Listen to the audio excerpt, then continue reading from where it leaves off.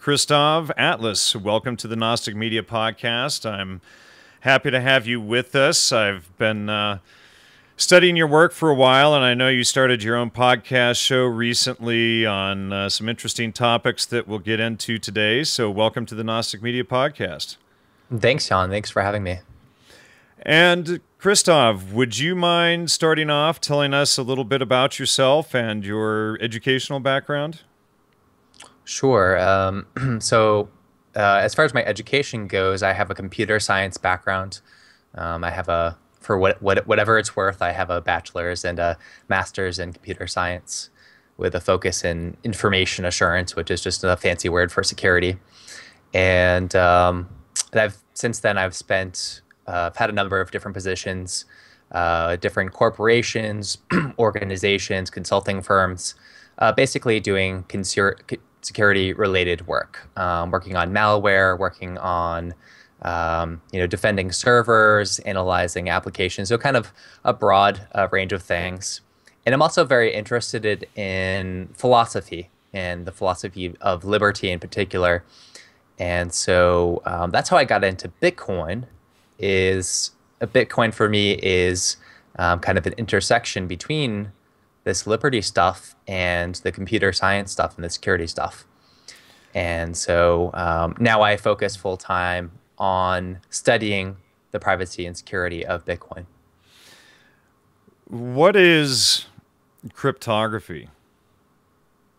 Cryptography is an area of mathematics, and some of it is extremely simple. I mean, cryptography dates all the way back to thousands and thousands of years ago. It's trying to hide stuff from other people. It's the mathematics that's concerned with keeping secrets from other people.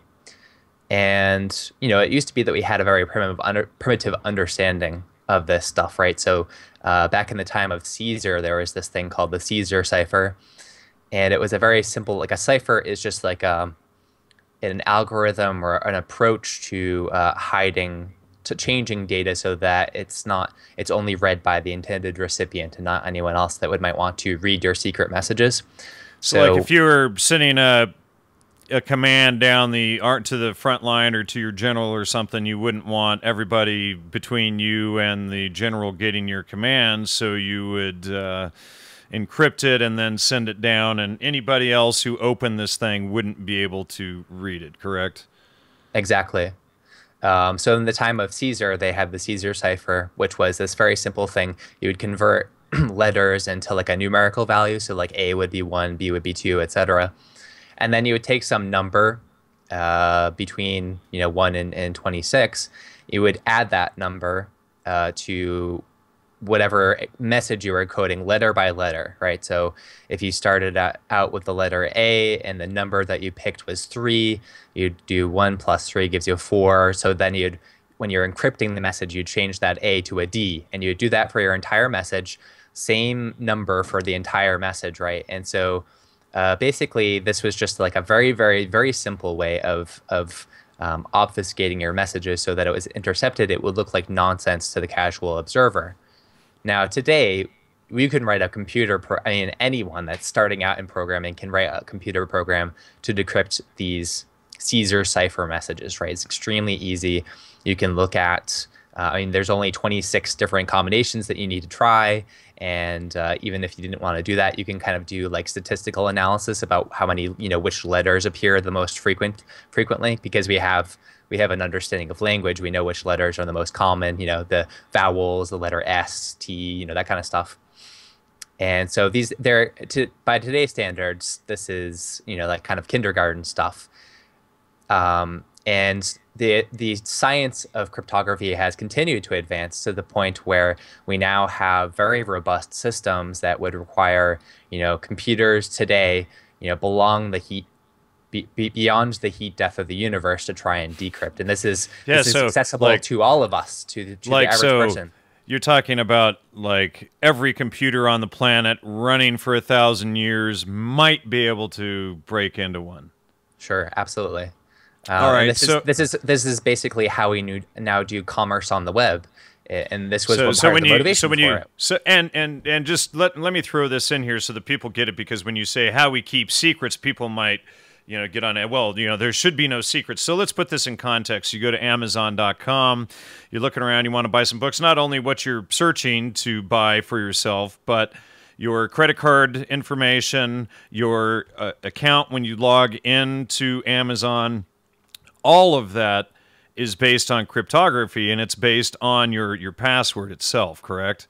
Yeah, exactly. So, as far as secrets go and privacy goes, we can't do commerce without privacy. Right. Privacy is what keeps your door locked and what keeps people from stealing your stuff and placing orders for themselves. So people who would be against cryptography would be against a lock on their front door or a lock on their car or anything else, essentially. Absolutely. Correct?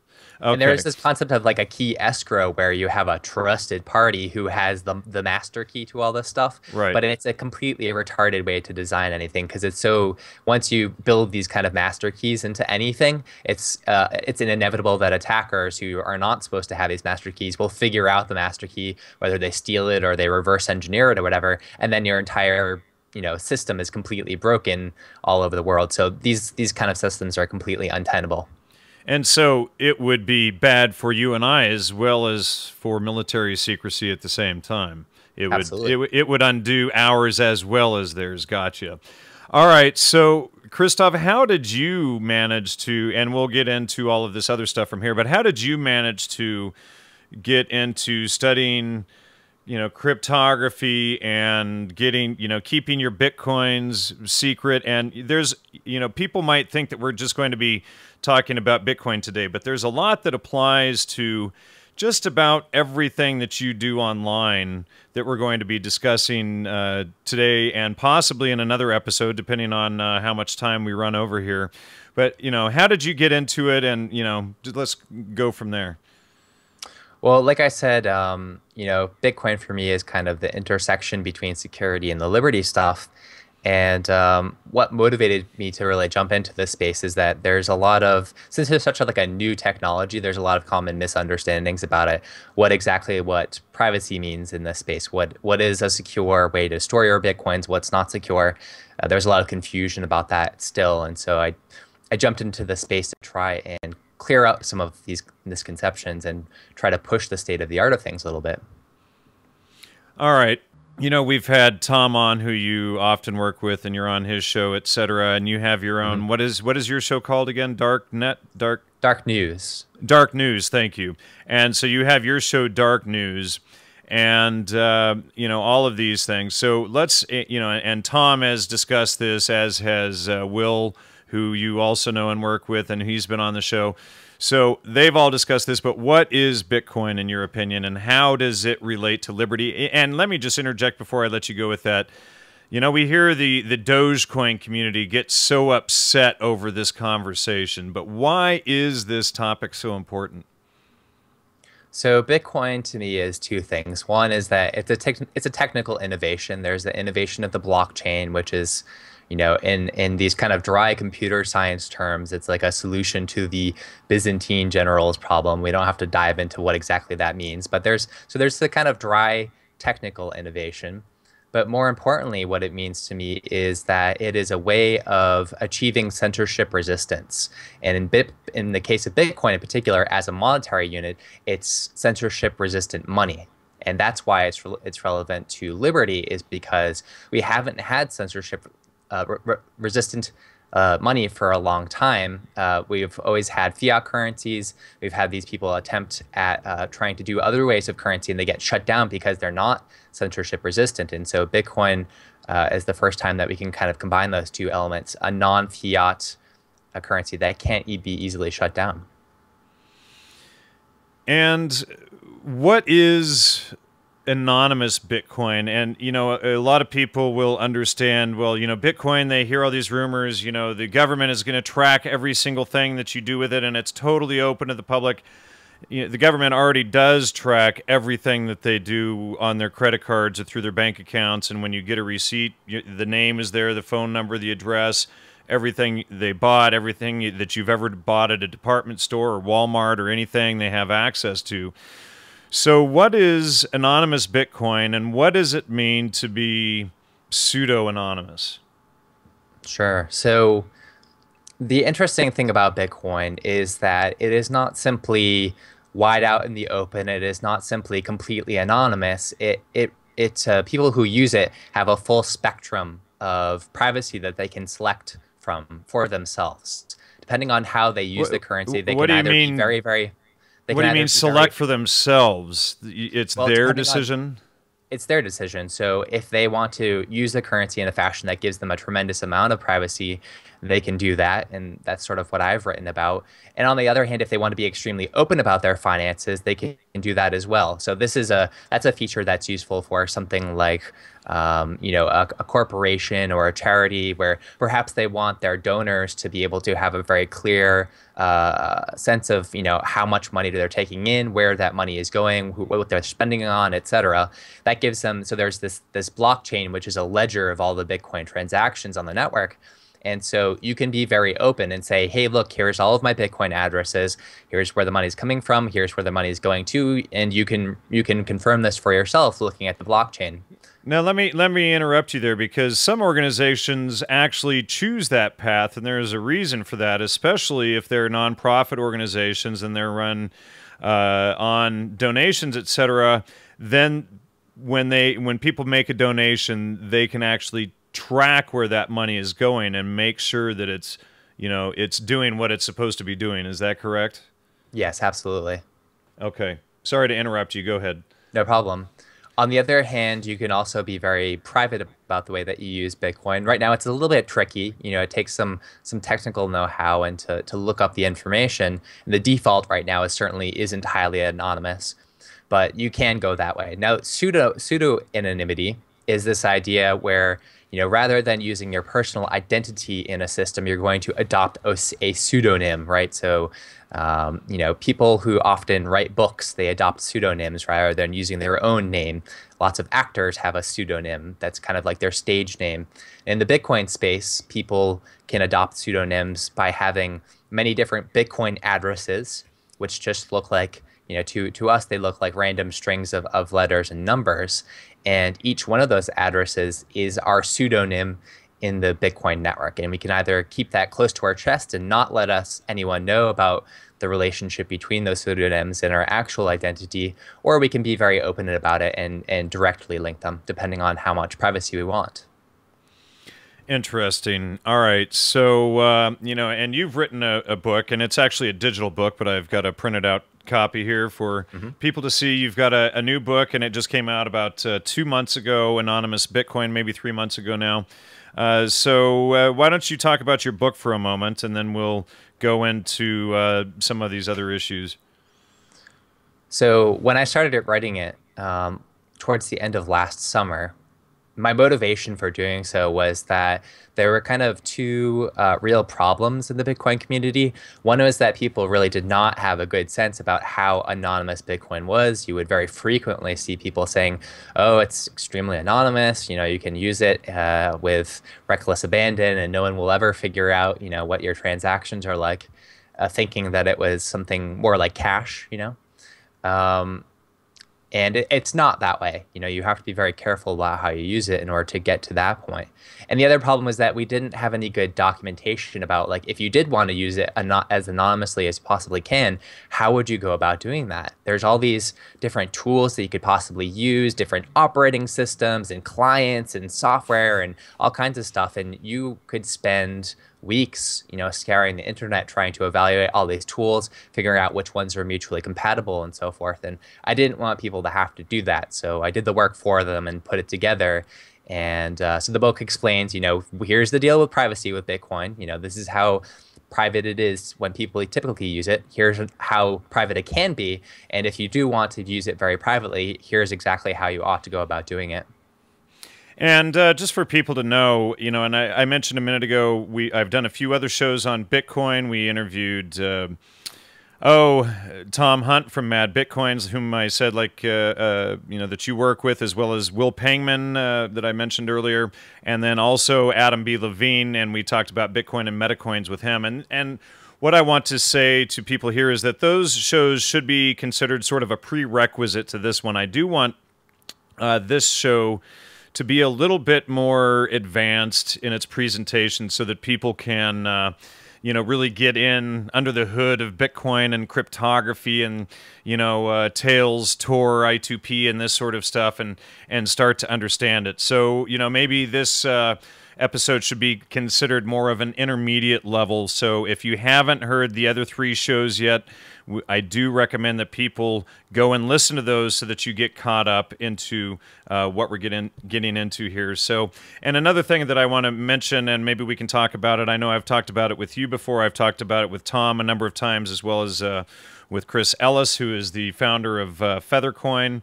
And and I know you and I sort of have a little bit of different opinion on this specific issue, but cryptography, I think we need to figure out a way to meme it and to make it sort of like the next cool thing. And I know, Kristov Atlas is very behind this idea as well. And, rather than making it super easy, I think the need should be focused on super cool. And, getting people to want to study and want to, hey, what do you have? What's the latest cryptography? Look what I did. Look at this. And, sort of create a new education around that. Now, so I just wanted to mention those few things right there to help people get started here. But now, with Bitcoin, who created Bitcoin? What is the story behind that? And why is this person's anonymity so important? You always hear, Bitcoin, the person is like this pseudo-anonymous. Therefore, and they go into all these wild stories, which I'm sure you've heard. So let's go into that.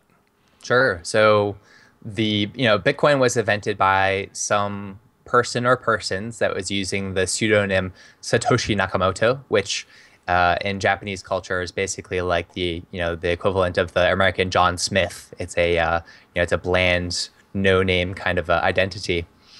And so we don't know exactly if it's a single person, if it's multiple people, and who those people might be. There's lots of speculation about that. Obviously, there was this story about Newsweek and Dorian Satoshi Nakamoto, who clearly is not the inventor of Bitcoin.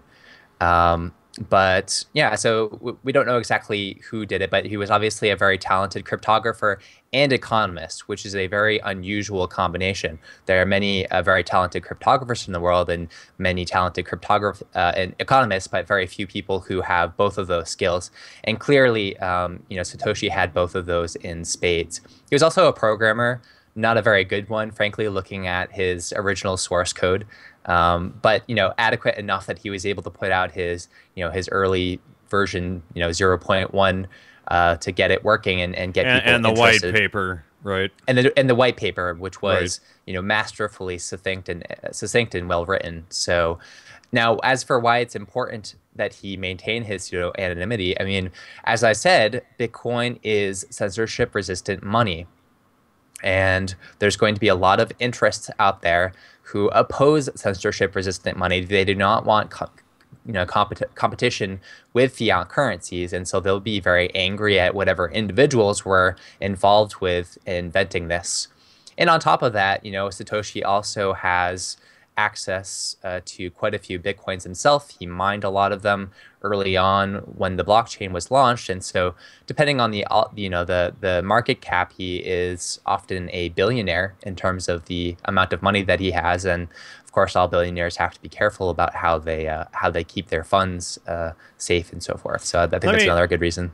Let me ask you, a lot of people might think, well, doesn't that make it a Ponzi scheme if, a couple of people got really rich right at the beginning? What's the deal with that? Well, I think that this kind of criticism could be equally leveraged against, stocks and all manner of technology that's hugely useful to us. I mean, of course, the people who invented Apple devices are hugely wealthy off of that. It doesn't make it a Ponzi scheme. In many ways, Bitcoin is actually, we call it a currency, but in many respects, it's like a stock in some ways, in the sense that having a bunch of the currency doesn't give you masterful control over the network. Actually, it gives you no control over the network whatsoever. It's more just I think that Satoshi, even if he has 20% of the Bitcoins out there, which he doesn't, then he deserves it, frankly, for inventing this incredible piece of technology. And I have no qualms with him having a large amount of money. And you know what, people often say, like, oh, well, these Bitcoin people, they're always trying to drag other people to, give up their money for Bitcoins, and it's a Ponzi scheme and all this kind of stuff.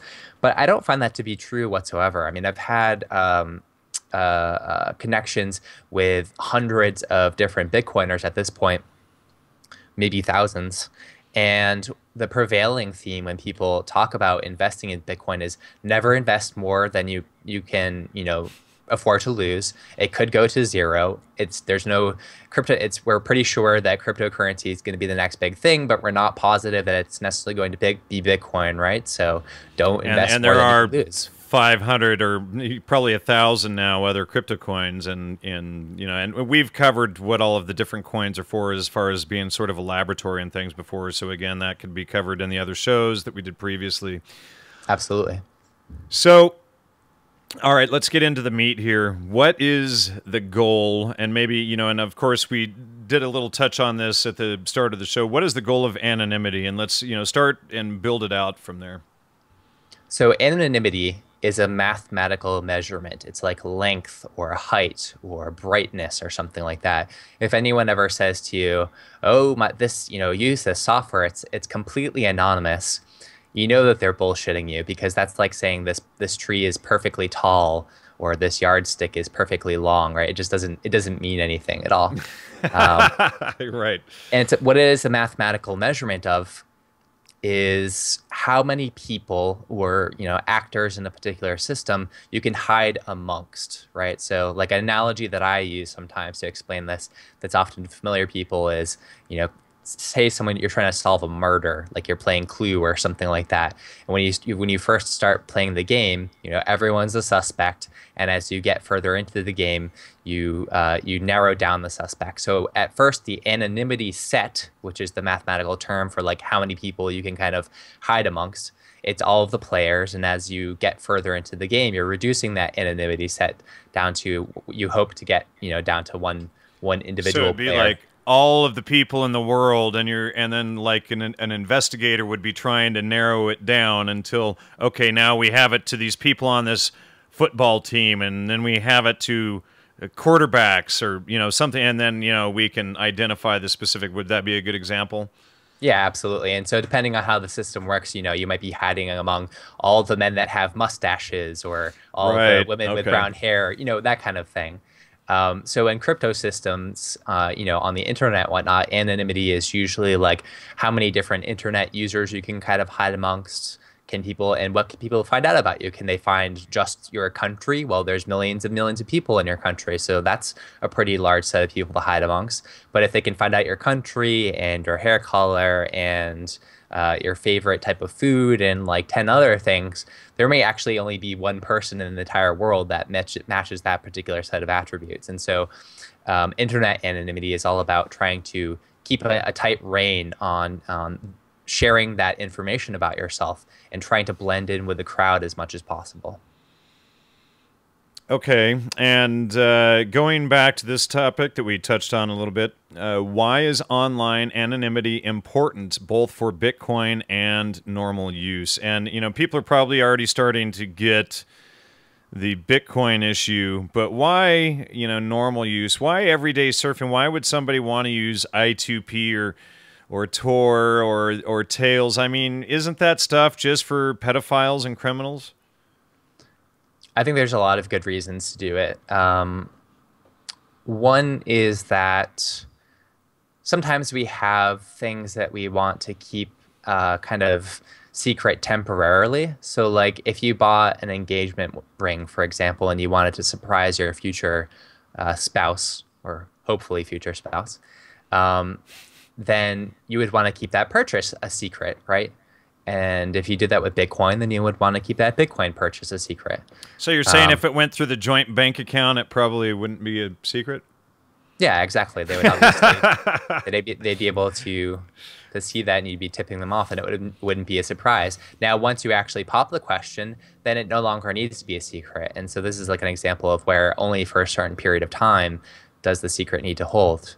It could also be, what if a CEO of a company needs to have heart surgery? He doesn't want to tip off the stakeholders of the company that this is taking place and completely, tank the stock of the company. That might be another good reason to use. So, of course, to have heart surgery, you have to contact a doctor, you have to contact your insurance company. There's all kinds of people that you need to have communications with that need to be private if you don't want that information to get out there. I think that's another, perfectly legitimate reason to keep things private. And then, for some of us, there's a lot more serious consequences too. So a person who has a gambling problem probably wants to hide his gambling problem. Other people don't want him to hide it. A blogger who is talking about the regime in North Korea wants to keep his identity completely secret. He wants to be able to post his stuff. So news, freedom of speech type stuff. Absolutely. Right. And everyone in the world except for the North Korean government agrees that we all want that for that blogger, right? We want to be able to find out about what's going on in North Korea without that guy being, hung. Right. And I don't necessarily, believe that Snowden isn't an intelligence agent. I mean, obviously he is an intelligence agent. He admitted it. But that he isn't them creating a scapegoat of their own material. I mean, they do that kind of stuff often. So, and a lot of people would say, oh, well, Snowden, they need to kill him, but obviously it is in the government's best interests, who essentially enslaves us and uses these things against us to, to spy and keep us in control, whether or not you believe that Snowden is the real deal or WikiLeaks, etc. The issue is being able to accomplish these things anonymously so that we can inform each other, wake each other up about this type of information, whether it's Bitcoin or, news related or whatever it can be. So going from there, what does anonymous ownership of Bitcoin mean? And then from there, let's go into how can it be accomplished and why would you need it? So anonymous ownership of Bitcoin means that you have some Bitcoins that are residing in a particular Bitcoin address, and no one except for yourself should be able to tie your personal identity with that Bitcoin address. In order to achieve that, you have to jump through a series of hoops to get there. And you can kind of categorize those hoops into two categories. One is that you need to protect yourself in terms of the record kept on the blockchain. So the blockchain is that ledger of all the Bitcoin transactions, and if you're not careful about the records that are being kept on that blockchain, that can be tied to your identity. And the primary mechanism that we have for defeating that threat to privacy is called a Bitcoin mixer, which is like taking a bunch of Bitcoins from different people, kind of mixing them all together in some process that's irreversible, and then putting the Bitcoins wherever they need to end up in an anonymous address that's not tied to your identity. And the other thing that you need to do aside from the blockchain is you need to protect your side channels. That's what I call them. So everything that you do in Bitcoin, obviously it's on the internet. So you're sending internet messages, internet packets all over the internet. This is being logged on purpose and not on purpose by various companies, corporations, individuals, and of course governments. And so there are some technologies that you can use to try and make sure that those packets that are getting sent around are not connected to your identity as well. We're also we're all the way that we connect to the internet these days is very tagged. We all go through our ISP who knows exactly who we are. It's connected to our credit card information and all this kind of stuff. Or we connect to the internet through our phone, which is connected to our phone number and our personhood. There's this close connection between our internet connections and our personhood. And lots and lots of different people know about that connection very, very well. And they make money off of it.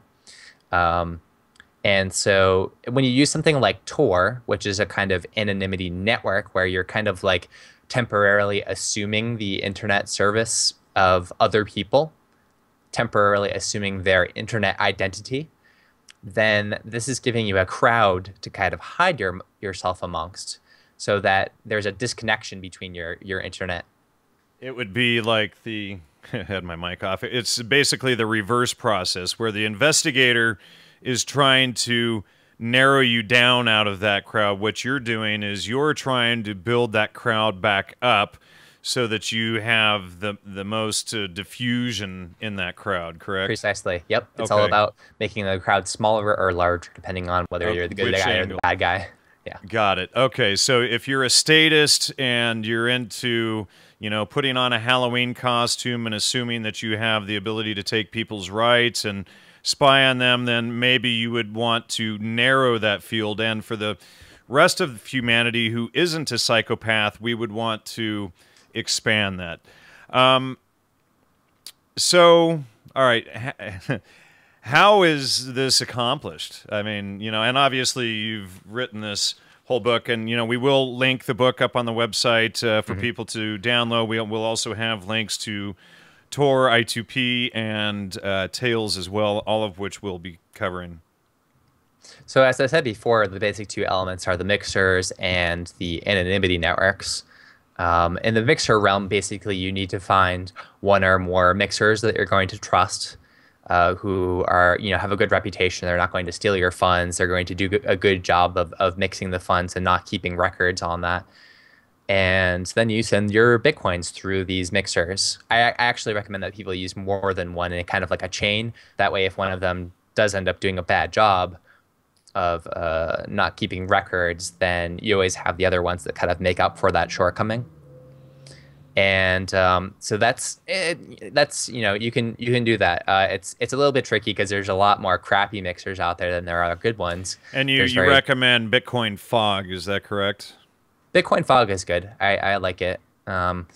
Really, in the future, there's a lot of technological development that needs to happen in the Bitcoin privacy space to improve on what we have right now. But in terms of what's available right now, I think Bitcoin Fog is pretty adequate. And there's a new wallet just out, created by a couple of guys. I'm forgetting their names off the top of my head. But could you discuss that for a second? What does that do?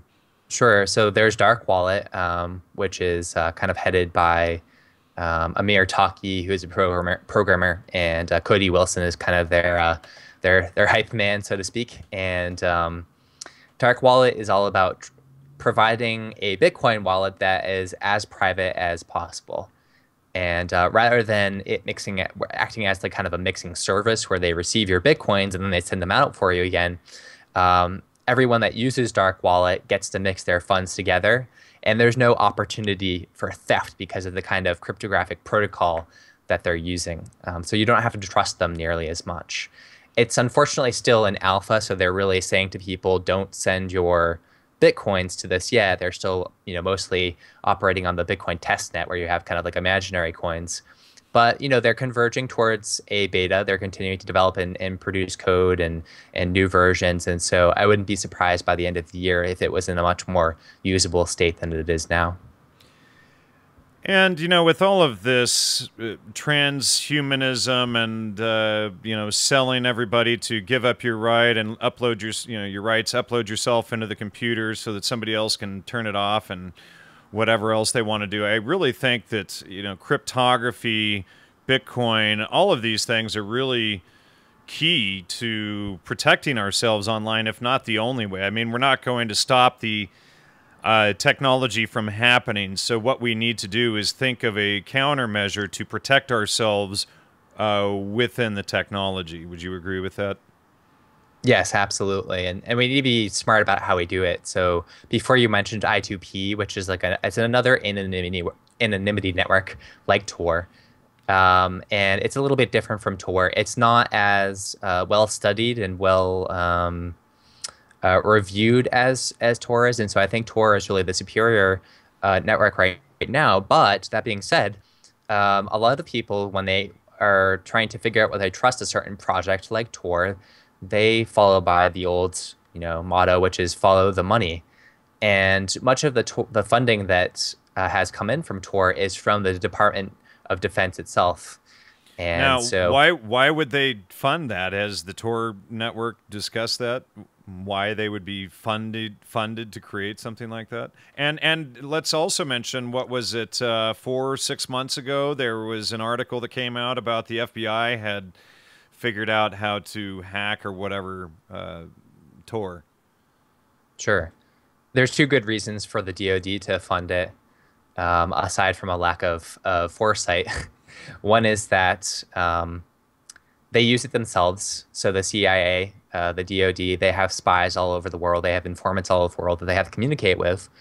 And so they use the Tor network for that exact reason. The other is that certain parts of the DoD also are most likely building their own version of Tor, and that they kind of keep for themselves. It's probably something that would operate through a botnet or something like that, rather than in a voluntary fashion. But so what they can do then is they can kind of copy the design of Tor, and it's much cheaper actually for them to fund the Tor developers to come up with these new ideas and new protection mechanisms than to pay some military contractor, because the military contractors are going to charge probably about 1,000 times more than the Tor developers, literally like 1,000 times more. So it's a more cost-effective mechanism for them to be able to copy this technology and re-implement it themselves for those parts of the military that want to have their own special little anonymity network. How is the anonymous use of Bitcoin difficult?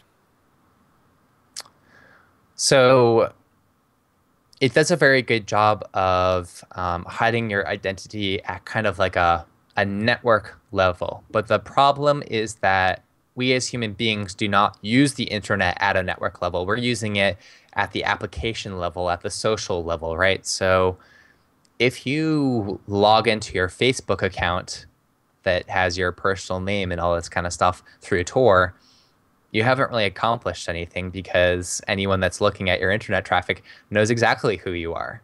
You're that Facebook user. Another little anecdote, there was this guy at MIT, and he wanted to get out of taking a final exam. So he signed on through Tor. He connected through Tor on the campus network, and he called in a bomb threat to the building where they were having their final exam. And so after the fact, the police went back and looked at this, and they said, okay, well, we were able to determine that there were X number of people connecting to the Tor network at this time. We don't know if it was necessarily one of those people, but let's just go to interview all of them. They just went to each person. They said, look, we know you did it. If you come clean now, we'll go easier on you. And when they finally said this to the guy who did it, he freaked out and admitted to the crime. And so that's how he was found out. So, so in that case, that was not a failure of the Tor network, but that was a failure on his part. Right. Let me just back up a second. We should go into a little bit more that how, the FBI saying that they did it. How is it that they're able to track something? Is it what do they call it in the Tor network? The point of service or the point of outlet or whatever, where it goes onto the open source or the open net, and so from the point of the Tor server to the website that you're going to, or their server itself, well, actually either one of those points can be compromised. Is that correct? I mean, like the FBI or the CIA, they could set up their own Tor exit server, and then anything that goes out through there, they would be able to track that. Is that correct? So the Tor can let you access two different networks. One is the regular internet, and one is a kind of dark net that is reserved specifically for Tor. So if you're just accessing other Tor websites, these are called Tor hidden nodes that are not part of the standard internet. You can't access them anyway except through Tor. In that case, you don't have to worry about anyone sniffing on the traffic or whatever, unless they're running the server themselves, because there's no way to jump in the middle of that. It's encrypted end to end from you to the actual Tor hidden server itself. It's certainly possible for law enforcement to set up honeypots and stuff like that are as hidden Tor nodes. But most people actually use it not for that, but they use it to get out to the rest of the internet. And what's happening in that case for the Tor network is you connect to the Tor network to some node that is known to you. It will get bounced around between a couple other nodes in the Tor network, kind of somewhat randomly. And then finally, it will hit what we call an exit node, which allows you to use their internet connection to actually get back out to the rest of the internet. And if your traffic is not properly encrypted, not properly protected at that exit node, they can actually sniff on the traffic and listen into what it is that you're doing. And so that would be one type of attack that's possible on Tor. What happened with the FBI, however, is they weren't doing that. They were actually attacking from the server perspective. So this whole event was sort of like nicknamed the Torsploit event. And what happened was there was this company called Freedom Servers that was a hosting service, and they hosted a very large number of Tor hidden services. And so these are Tor users connecting to Tor hidden services, not going out to the regular internet. And apparently some of these services that they were hosted things like child pornography. And so the FBI decided they were going to sting these child pornography sites. And rather than targeting them specifically, they just seized the entire Freedom hosting service. They literally physically went to wherever this place was, and they came out with their guns drawn and said, we're taking over these servers now. At that point, what they did was they planted some files, some malicious files, on all of the servers. And what the malicious files would do is they targeted an old version of the Tor browser. So it wasn't a zero-day exploit. It wasn't something that was unknown to the world. It was an exploit that was known to the world that can only attack people that were too lazy to keep their software updated. So what you're saying is people who ignored the flashing yellow onion up there telling you to update, they didn't. Exactly. Absolutely. Right. All right.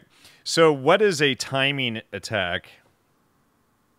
Well, a timing attack, just in general computer science terms, is where you are trying to use time as like a way of leaking information about a person.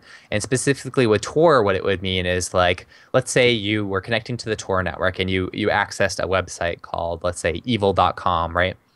And what evil.com is going to do is when you go to their website, it will run a little bit of JavaScript.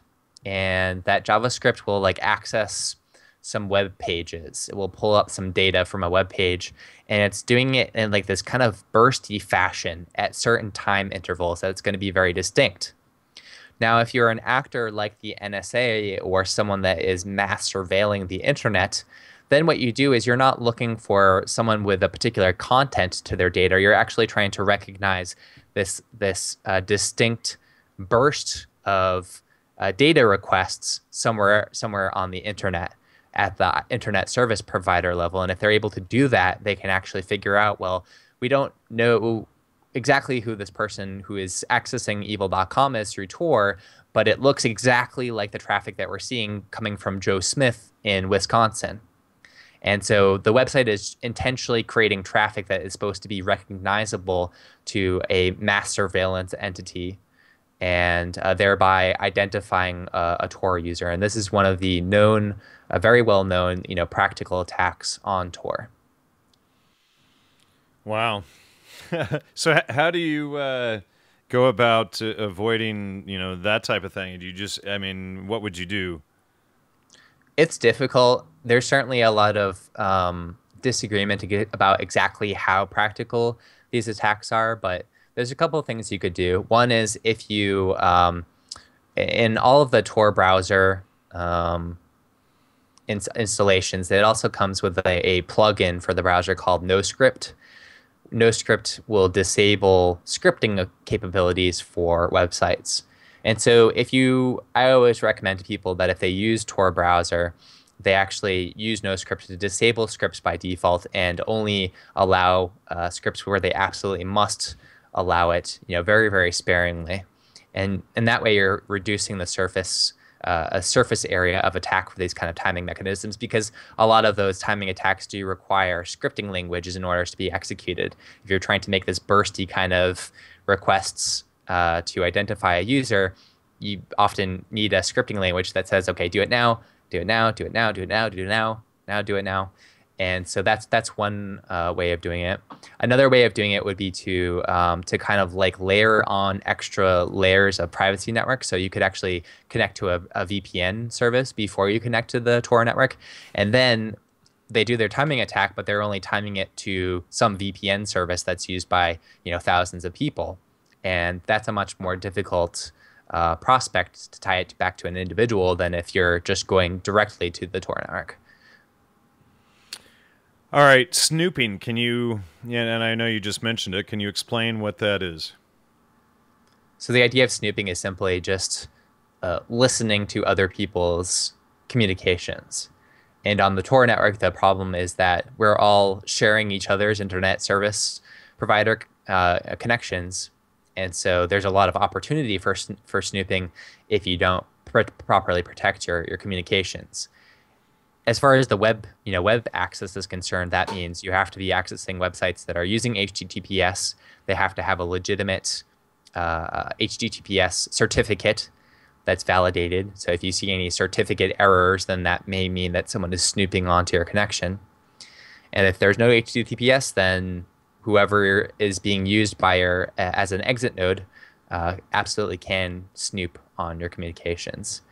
And the trouble is that some software does not make a very good job of making this clear to the end user. Sometimes you have to be rather savvy and know about this stuff beforehand in order to recognize it, and that's obviously very problematic.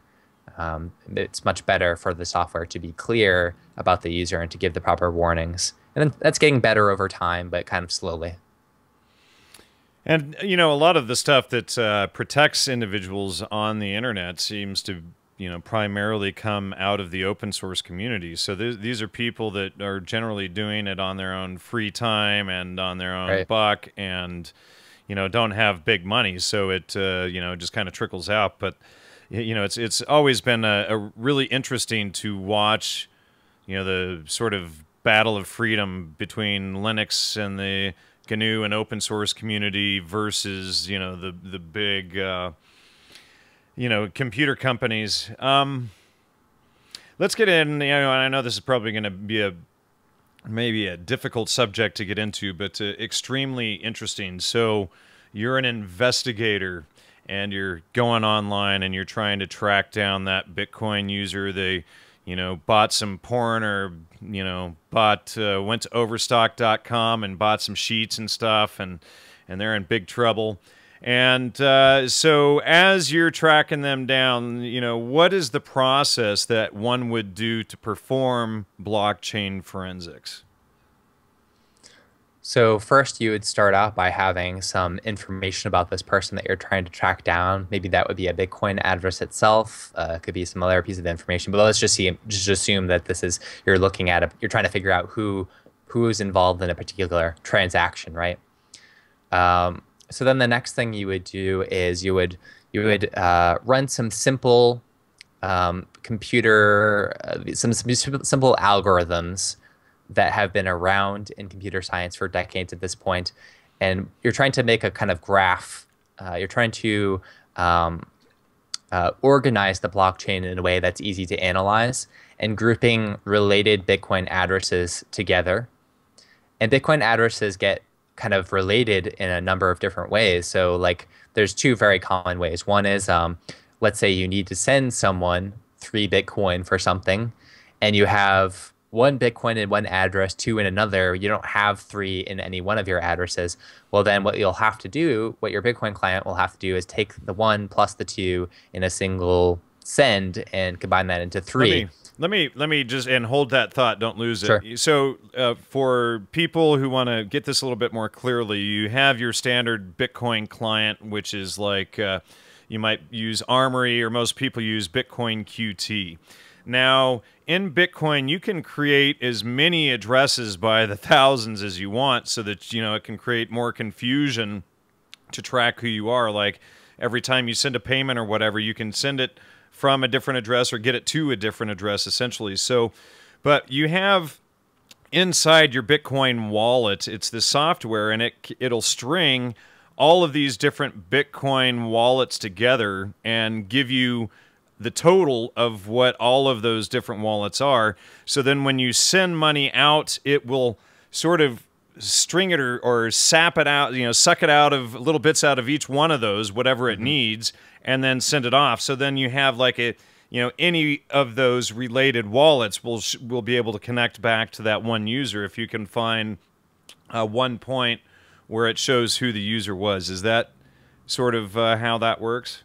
Yeah, you can think of it as kind of like different buckets of money, and sometimes you need to combine buckets of Bitcoins in order to get the correct amount that you need. So yeah, so if your son's got his piggy bank and your jar, your Arrowhead water bottle jar is upstairs, and you got all those coins in there, and you might just one day you go to the store or the bank to get rid of all those coins, and you might take the coins from the piggy bank and the jar and put them together, right? And what that looks like on the blockchain is it's clearly saying, I'm combining the funds from this address and this address to make up the input for this payment to go to a certain output address. So that's one way of linking funds that are different addresses that are in your same Bitcoin wallet.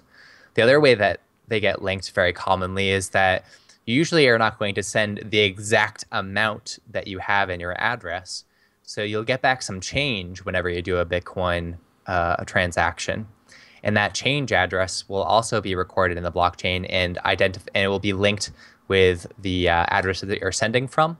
So just in a normal transaction, you might have 2, 3, 4 different Bitcoin addresses that are all being clearly linked together on the blockchain.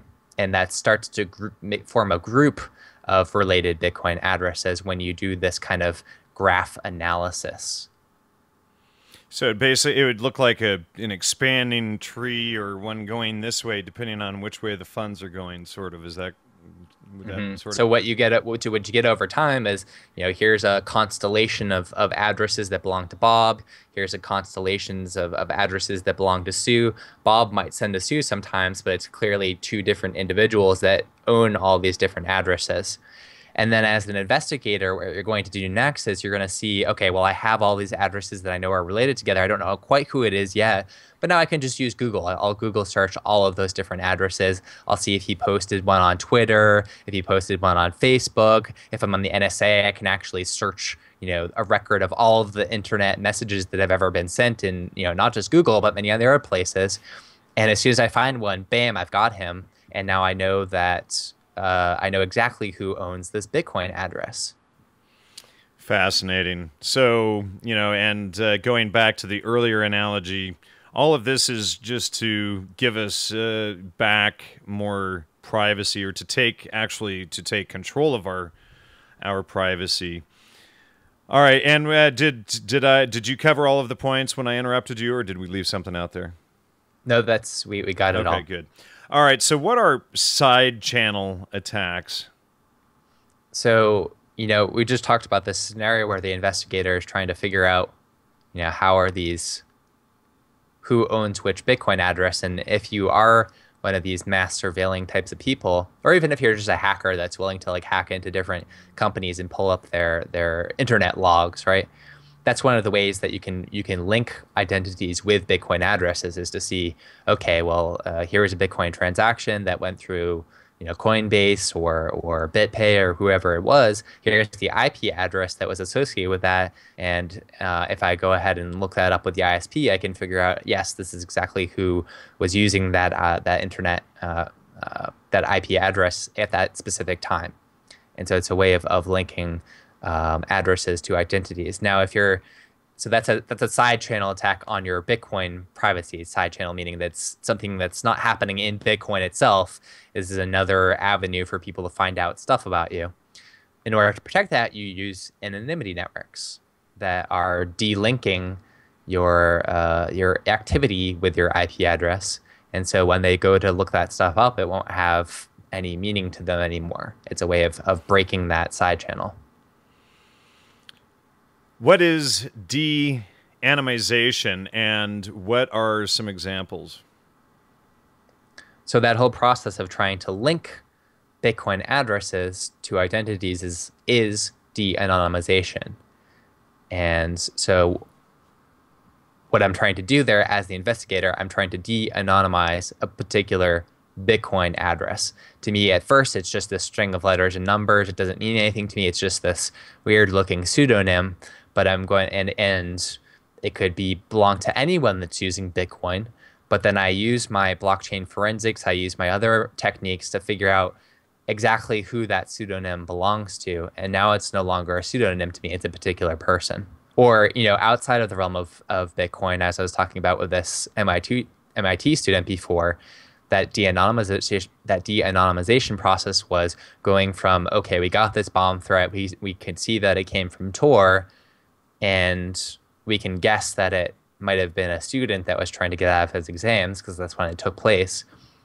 Going all the way from there to finding the particular guy who did it, that's a de-anonymization process.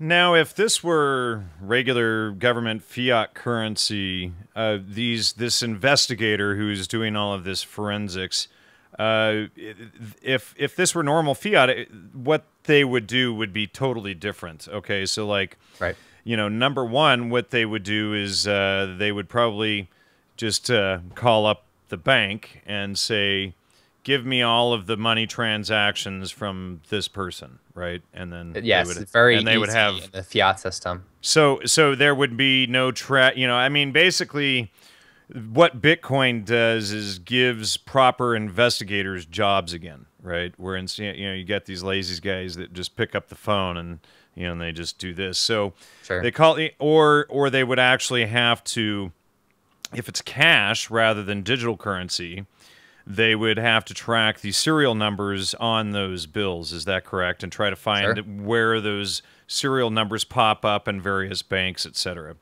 Yeah, And you actually, I mean, just a point about cash. So people think that cash is very anonymous, but actually it's losing its anonymity over time. So more and more devices all over the place are tracking bills that go around.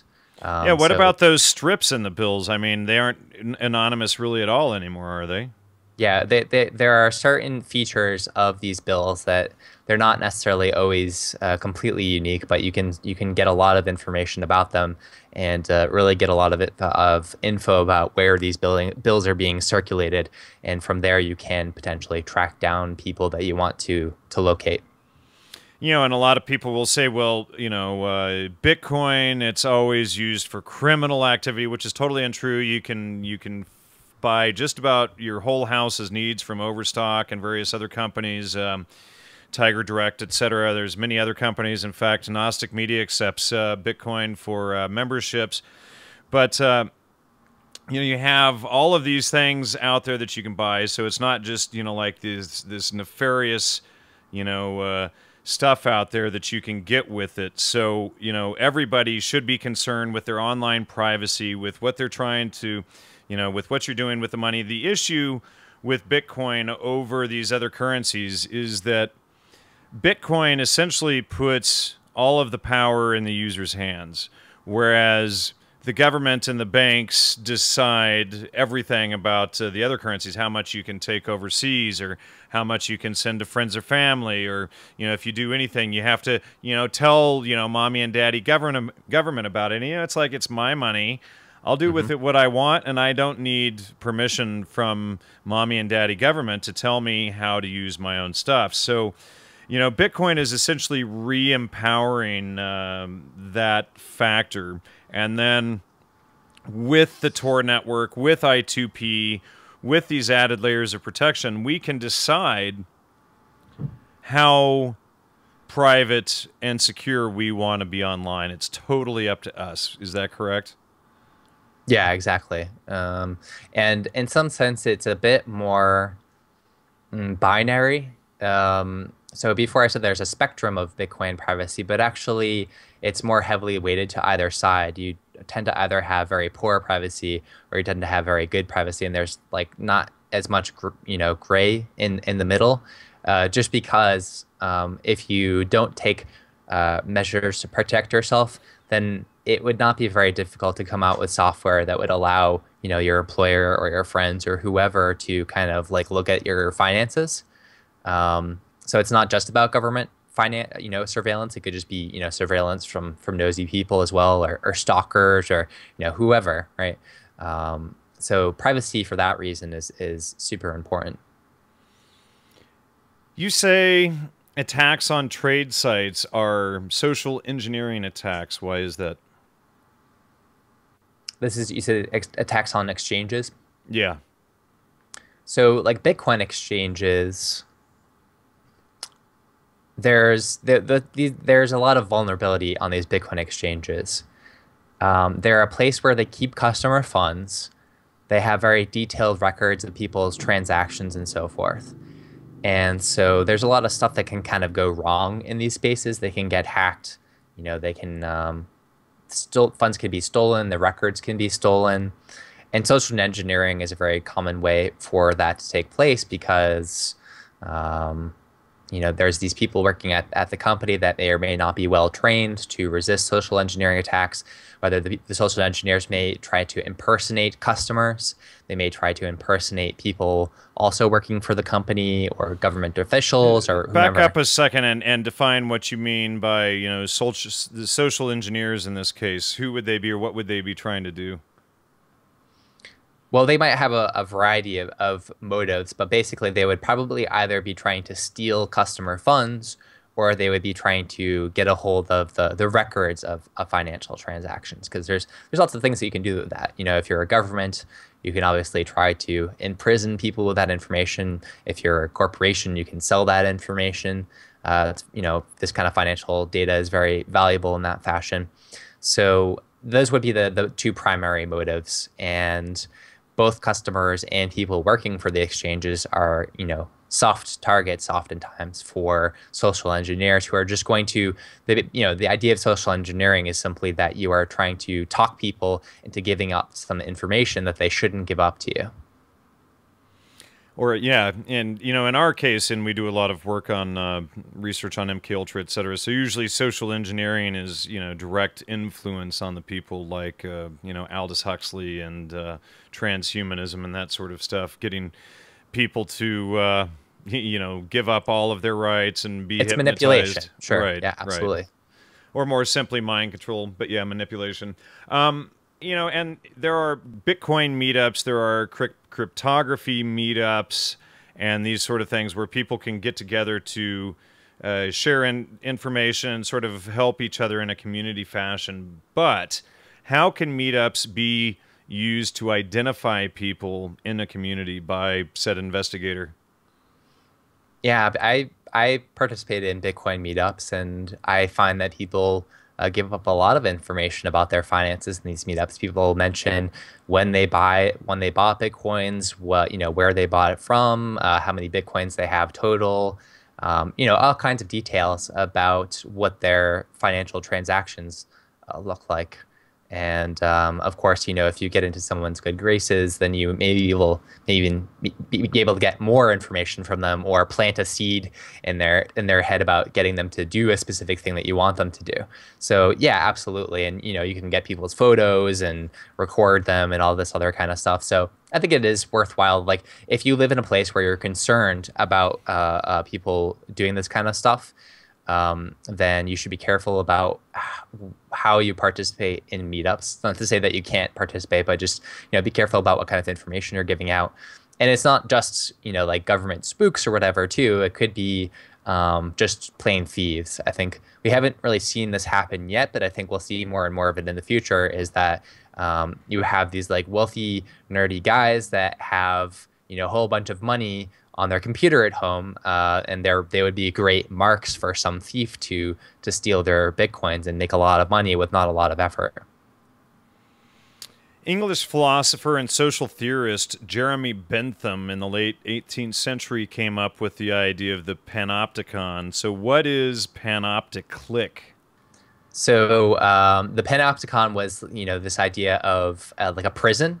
And it was like a dome-shaped structure where you'd have a guard tower in the middle, and you'd only have a couple of guards and maybe hundreds of different prisoners. But all the prisoner cells were like open, so the guards could look in any direction, 360 degrees at any point, and see if they were doing something bad. And the guard towers also designed so that the prisoners couldn't tell when they were being watched individually. So they had to assume that they were being watched at all times. And so EFF took this idea and cleverly, and they created this website where they were basically, it's a kind of education website talking about surveillance of people through their web browsers. And so when you go to Panopticlick, what you can do is you click a button there, and it will look at all of the information that your browser sends to their website when you access it. And it will tell you how unique you appear based on that information. And for the vast majority of the people that visit that website, their browsers are configured to send so much data to their website that they can be uniquely identified out of all of the millions and millions of individual users who have ever gone to Panopticlick. And so it's just a good way of understanding this idea of like, wow, our browsers are really transmitting a lot of individual information about us that we might think, because when we look at a browser, it doesn't look hugely different from someone else's browser, but in the back end, it's actually sending all this information about our computer, about our machine, the different software that's installed, and it's actually very individualistic, and it allows advertisers and and government spies and everyone else that's nasty to identify you as an individual between different websites on the web. Now, what can people do with browsers? What and it's Java that causes a lot of the vulnerability. It's cookies that causes a lot of that. What are all of the different ways that people can protect themselves? And do they shut off Java, or do they only install it when they need it? Because there is software that a lot of people use that does require Java to run. So what do you do in these situations, and what are the things, and why the hell are browsers collecting information on the users in the first place? Well, they're collecting that information because it gives us a richer, more convenient user experience of the web. And the tendency is to turn on as much stuff as possible, right, rather than turning it on selectively. Right. There are some browser plugins that you can install in your browser that will help with this, and script blocking ones are particularly effective. So in Firefox, you have NoScript. In Chrome, I think there's like a script blocker extension. There's a couple of different ones for Chrome.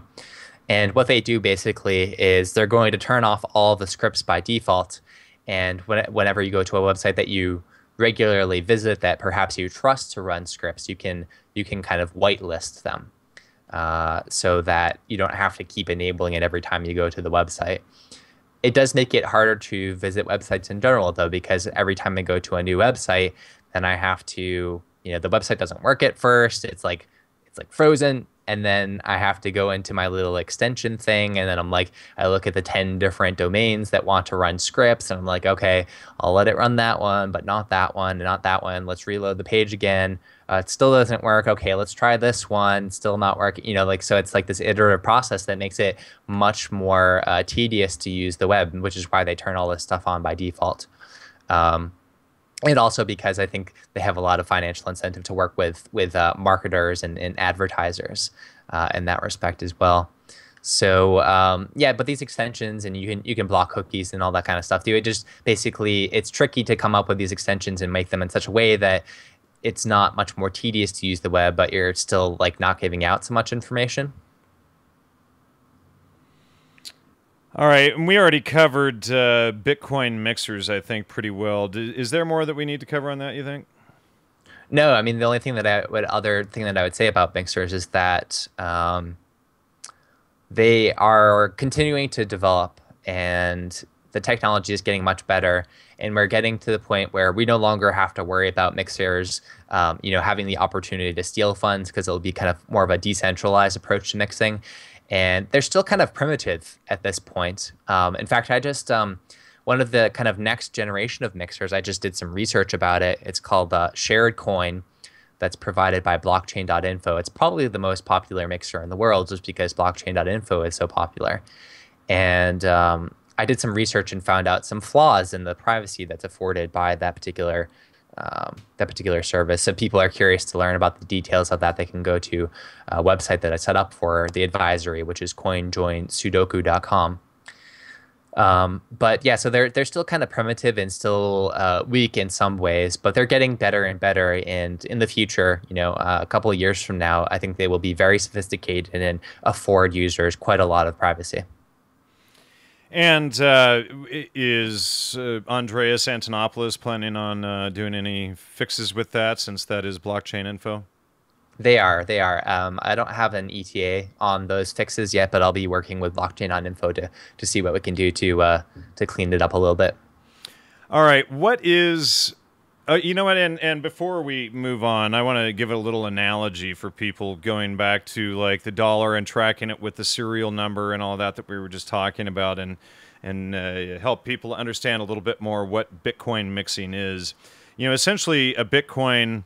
When you have one Bitcoin, it's actually like, it's like 800. How many zeros is that? 8.80, something like that.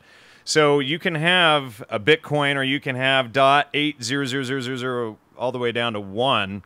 And so just like you would have pennies that make up a dollar, you have all of these little Satoshis or micro Satoshis or whatever that add up to a Bitcoin.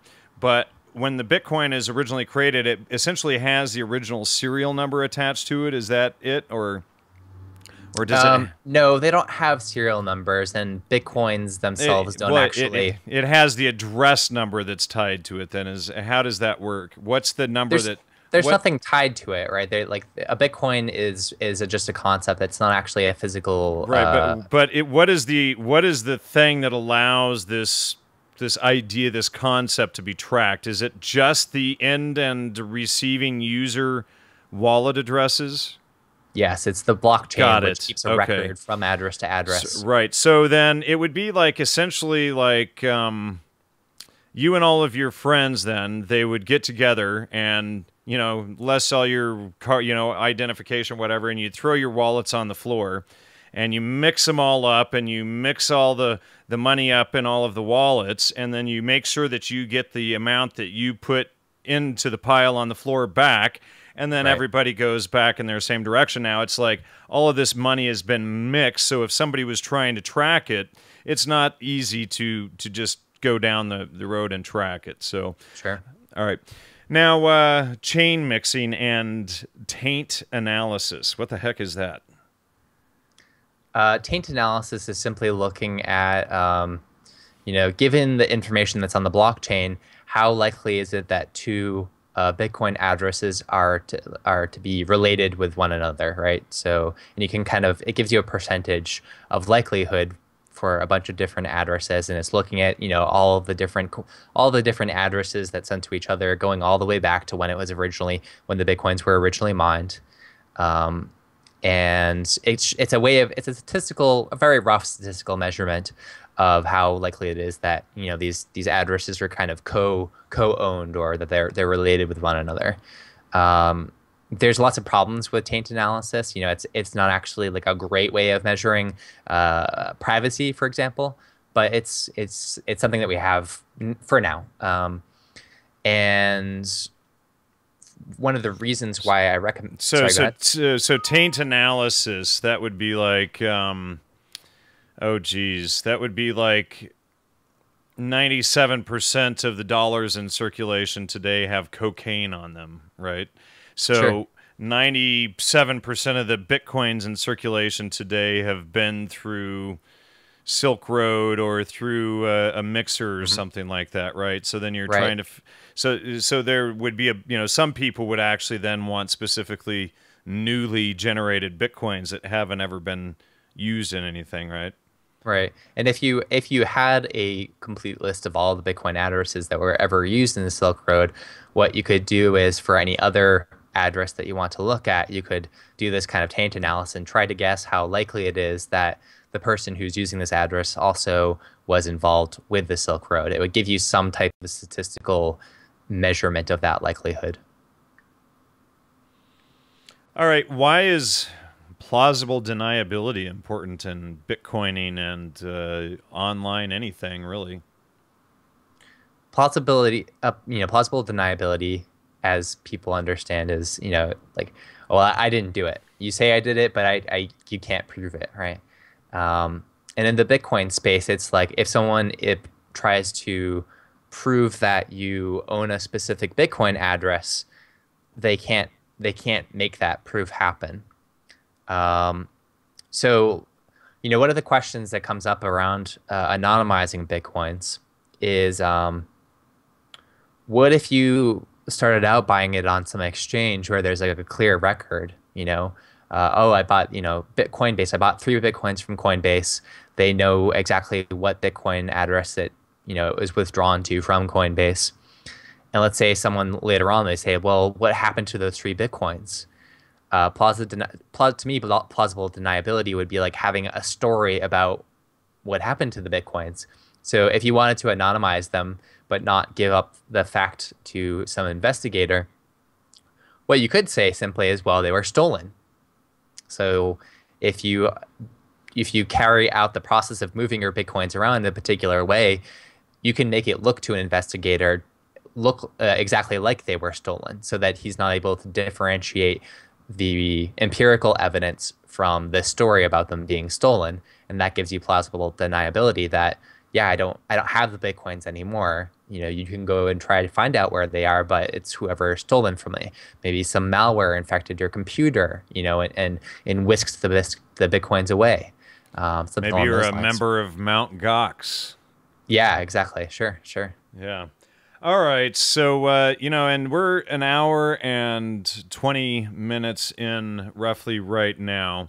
And the next sections that I really want to go into are Tails, Linux, Tor, Incognito Web, and I2P. So what do you think would be best, to continue from here, or would you rather break it into a second episode for next week?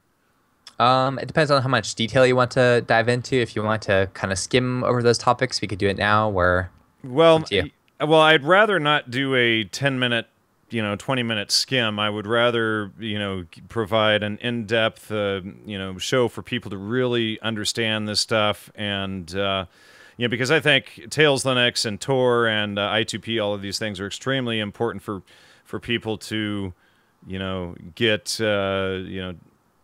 get, period.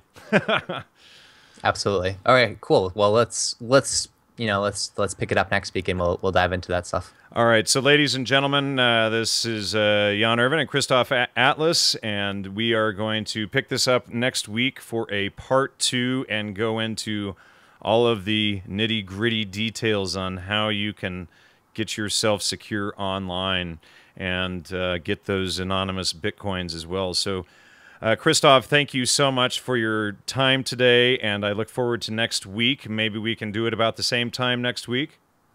Very good. I'm looking forward to it. All right, and we'll talk to you then.